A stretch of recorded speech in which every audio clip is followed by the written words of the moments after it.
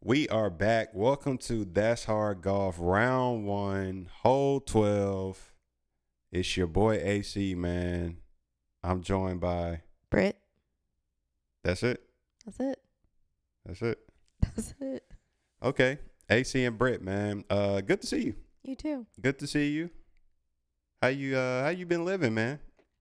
Good. What about you? Don't get me good. I mean, This ain't one of them times where you ask somebody, like how they doing and is life you not good? and you pray to God, they say, I'm doing fine. Cause you hate when they go into the man, it ain't been that good. It's been fine. It's been good. It's been fine. Mm-hmm. That's what's up, man. You been playing any golf? You been getting out there? No. Okay. You co-host a golf show. I did record you playing golf. I feel like that's Oh, the wow. next best thing. When the last time you have hit a ball? Since Like an honest answer. since hole whatever that was when we went to Mock Ben. Oh, since me and you recorded? That's the last time you played? Mm-hmm. Dang. That's like really depressing for me. That's really depressing, but regardless, we do have a show for you all. Once again, hole 12. Last episode was not me and you sitting down, but Right. if you haven't seen it, hole 11, me playing 9 holes with some other pretty good golfers. So that was pretty fun to do. Great camera work by you. But we're back in the studio with the studio audience. That's Dolph. He's laying next to me. But just a couple things. As you know, if you don't know, you should know. The back nine, we're doing our new golfer segment, which has been changed to the Golf is Hard segment, and then of course our relationship segment. So we're gonna start actually with golf. Not necessarily doing a pro golf segment, but I would like to highlight that the Olympics are currently going on, and the golf portion of the Olympics, I guess, just wrapped up on Sunday with no one other than Scotty Scheffler taking home the gold, Tommy Fleetwood taking home the silver, Hideki Matsuyama taking home the bronze. Is that who took on the bronze? Thank you, co-host. But I think it was Hideki. But it was just a lot of drama in the final round. I mean, all the top golfers were up there. You had John Rahm leading for a good bit of the whole final round, and unfortunately fumbled that away. And then you had Scotty going 4 birdies in a row on 14 through 17 to secure a gold medal. This is the third time the Olympics have had golf, so that's still relatively new. But congrats to Scotty, just continuing a dominant year in golf. And honestly, that tournament is, just from a format perspective, kind of standard in terms of how like all tournaments go, is 4 rounds with each country choosing a select number of golfers. And I've been playing in some tournaments lately. Yeah. And one thing that was suggested, and I did have it on my list that I did want to talk about on the back nine, was about golf handicaps. I don't know if we've talked about handicaps so far. Do you know what a golf handicap is? It's a culmination of like your average golf scores, and so that is dependent upon what you're supposed to shoot on each course, given your skill level. How far am I off? I'm kind of following you. Why do we use golf handicaps? To keep things fair. To keep things fair. I feel like that might not be true, but it is true if you're playing against people of different skill levels. So it keeps it on more of a playing field. So you can take your handicap, and I being trash, you'll give me strokes on the day. So that way we can kind of play evenly, because I'm not going to go out there and shoot an 80 like you will. I might shoot. Oh, is that what I'm going to do?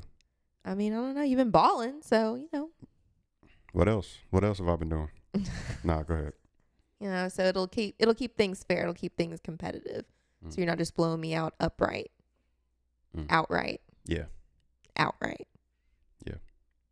Yeah, I mean, essentially that's it. I mean, the goal of it is to have some realistic look of how good a player is. So if players are playing and they're not on the same playing field in terms of skill, we can kind of even out the game to make it a little bit more fair and fun for it. Now, the thing about golf, golf is a game of integrity, so your handicap is based on the scores that you post.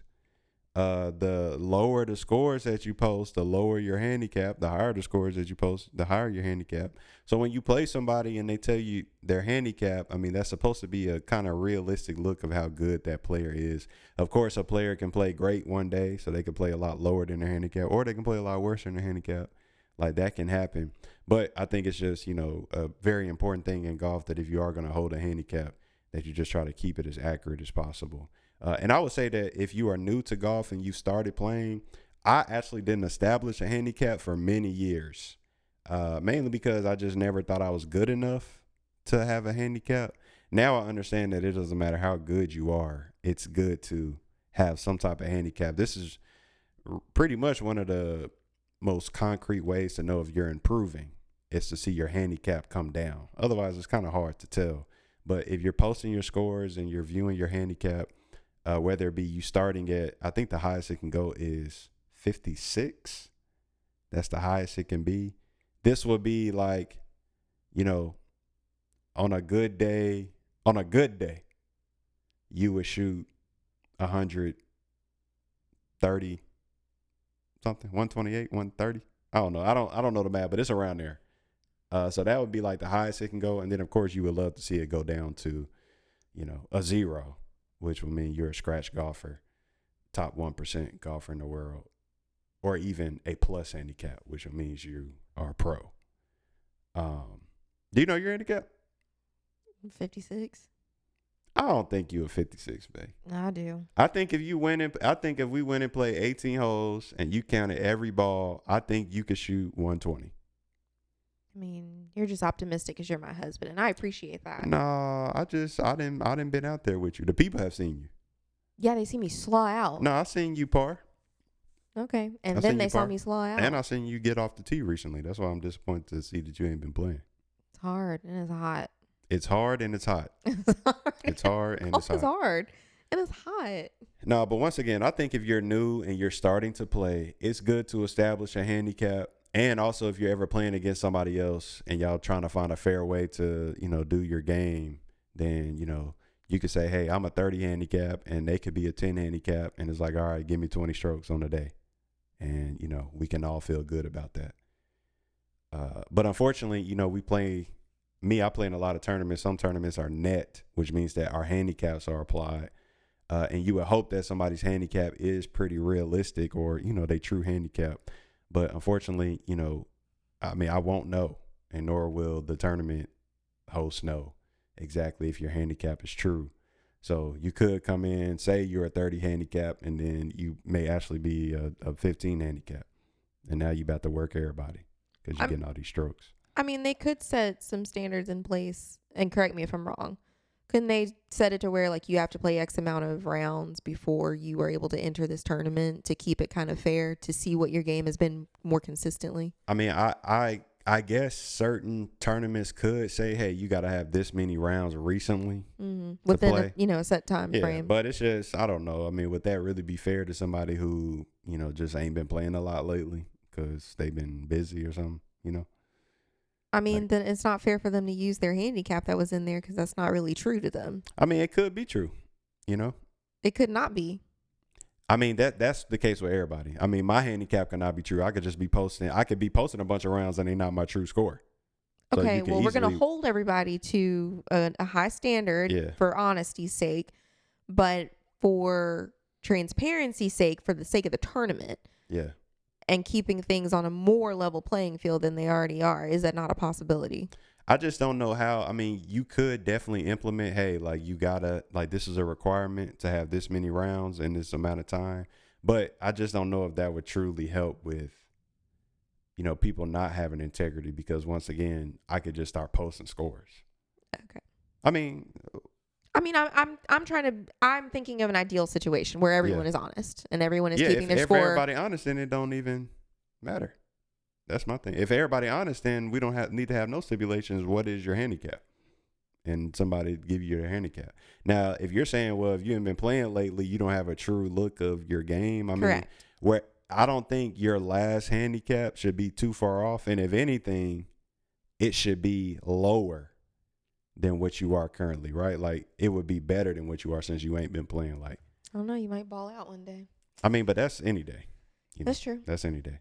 But Right. regardless, I think it's just so tough for a lot of tournaments, especially like amateur tournaments. Pro tournaments, they don't deal with handicaps. Yeah. Everybody just play they gross score. But it's just difficult, and I've been playing in some tournaments, questionable scores I've been seeing, it's frustrating. But I just keep doing me. I keep playing with integrity and playing the best golf that I can. But unfortunately, a lot of people in the game of golf don't have integrity. It's kind of bad. Something that happened to me for the first time. I don't know if I shared this with you. I went out and played, and I teed off. I hit my ball. It was right in the middle of the fairway. I seen a guy get in his cart, drive up to my ball, get out the cart, look at the ball, like look very closely at it, get his club out. I start yelling like, "Hey, up!" Get his club out and just proceed to just hit my ball, just keep playing. Then I had to drive up to him and say, "Hey, sir, you got my ball." Then we found this ball. It was a completely different ball. Like I was in like a yellow Titleist. He was in like a Pinnacle or something like that. And I marked my balls too. The Like pinnacle. Pinnacle. I marked my balls with a specific line. So I just thought that I don't know if I've ever truly just seen somebody just walk up like I know that that's my ball and they like hit it. What do you think that was?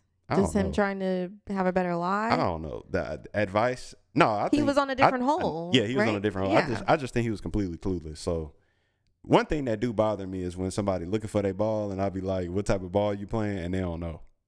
That really bothered me. How you don't know what ball you're playing? Like how you don't know the brand of the ball? I mean, you might be picking up some balls. Yeah, but still, for all amateurs, like whatever ball you are putting into play, take a hard look at it before you hit the ball. Especially if you got a whole bunch of different brands in your pocket. Stuff like that. Like that's crazy. How you gonna know if you found your ball? I don't know. You have a whole bunch of different brands. You just pull one out. I mean, and but start when playing. you walk into an area and you see two balls, like how you gonna know which one yours? It's just you crazy. hope that you don't run into the same situation that you just ran into, where it's man. actually someone else's ball. I said, dude, give me my ball, man. You First didn't of say all, my that. ball costs $30 more than your ball. Well, not the one ball, but your ball costs $2. Mine costs $4. Okay, I need my ball. Damn it, I paid for it. But no, I thought that was interesting. Hey, but this is all just to say, man, if you're new to golf, I think it's very good to establish a handicap. Very important to know that your handicap is not your average. It is your potential as a golfer. A lot of people think it's your average. So if you're a 15 handicap, they think you average plus 15. No, if you're a 15 handicap, you probably average 90. You probably average plus 18, plus 19. But on a good day, you could shoot plus 15. And that's what your handicap shows. So we gotta establish your handicap. We gotta get that done. But first, you gotta start playing this sport. Right. I have to play more consistently. And you do plan to do that? We'll see. When it starts dying down, it's not in the 90s every day. It's not in the 80s every day. We'll see. I think I'll get some good fall golf. Fall golf in. Okay. So late September, October. Summer. Yeah. Yeah. Okay. So we can get some more like 9 holes with AC and I mean, we gotta have one for the back 9 too. So. Yeah. Okay. And throw in a little, pullover. Pullover. Not like a pullover, like a zip up, a quarter zip. A quarter zip. Yeah. Something to keep the wind out, but it's not going to be freezing. Well, hopefully next time, maybe we can assign you a handicap. I'll have a handicap. We can actually play a full 9 holes. I don't know about that. I'm sure I'll pick up. Be better. Okay.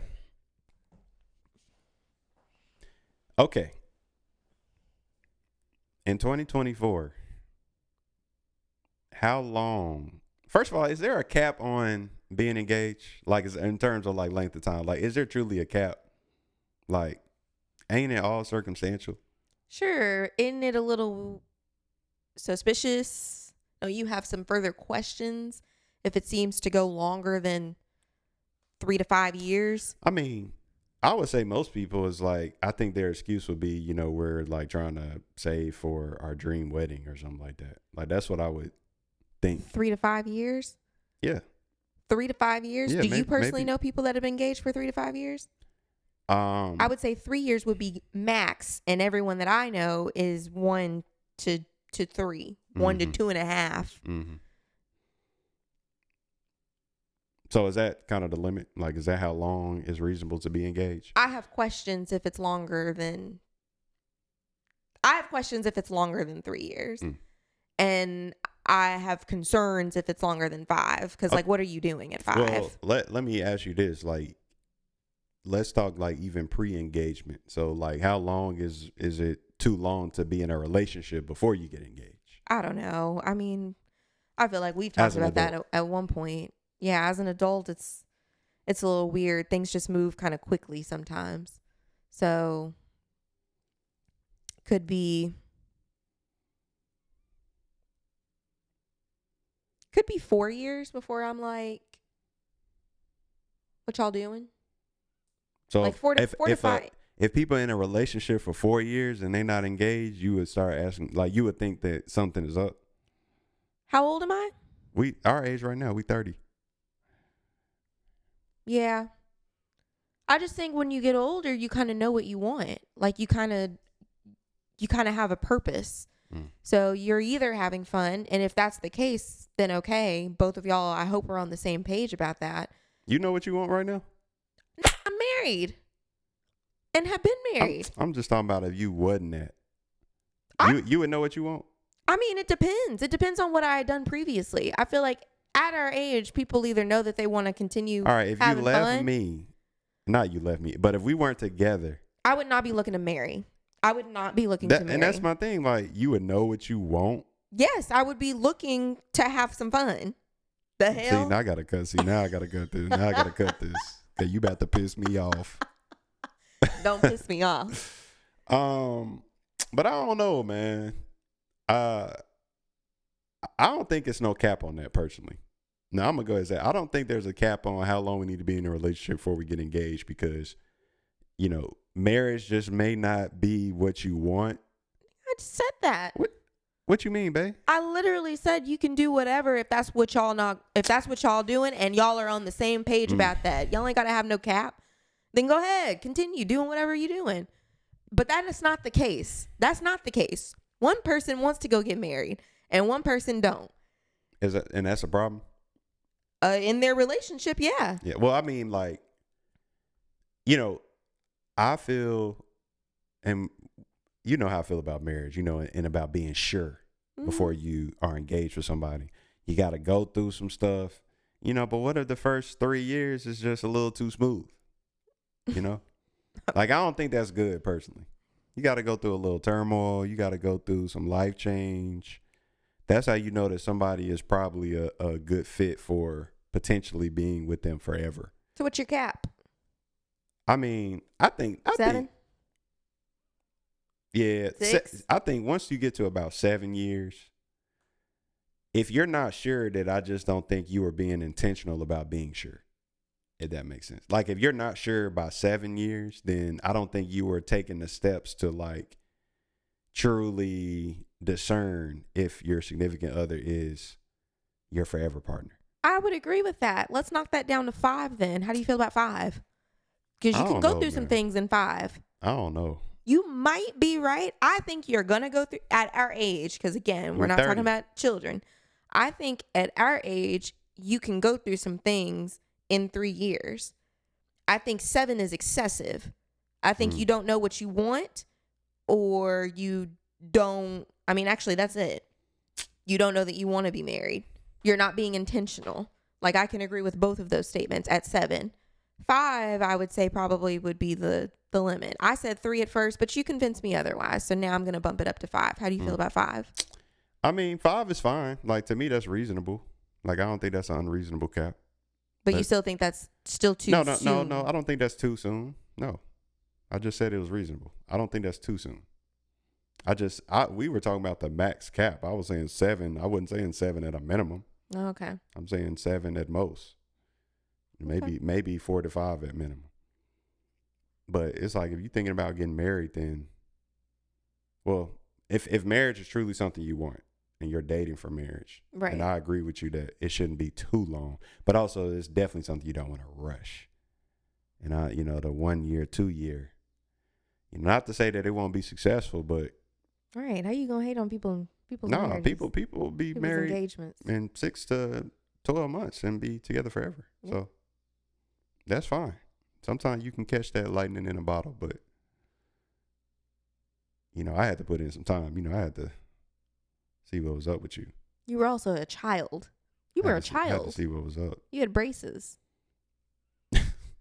for our first year of dating, Brittany. Come on. And don't talk about braces. I need some new braces. I need braces. I'm self-conscious. I need braces. God. Now I got to cut that. You were still rapping. I still rap. But see now, I'm finna get mad. Yeah. I'm finna get mad. Okay. That's it. Okay. That's it. That's been That's Our Golf, hole 12 with AC and Brett. There's only, well, I think we said we ain't going to no more golf tournaments. There's the St. Jude. No. Unfortunately, the tour championship is Labor Day weekend, so that's out of the question. But you said that was already too hot. But the St. Jude is 2 weeks? Yeah, I think in 2 weeks. Why can't we go to that? Why can't we pull up? We don't even have to get a hotel.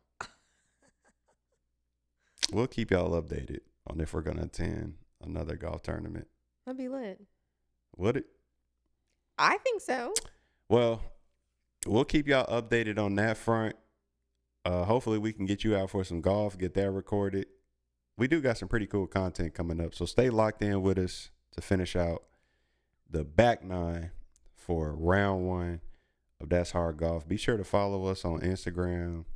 We're now on all podcast platforms, so that's pretty cool for our episodes like this where we're just chopping it up.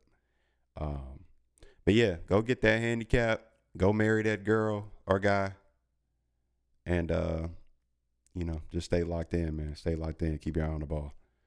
It's a tough game. And golf is hard. It's been your boy AC, man. And Britt. Peace.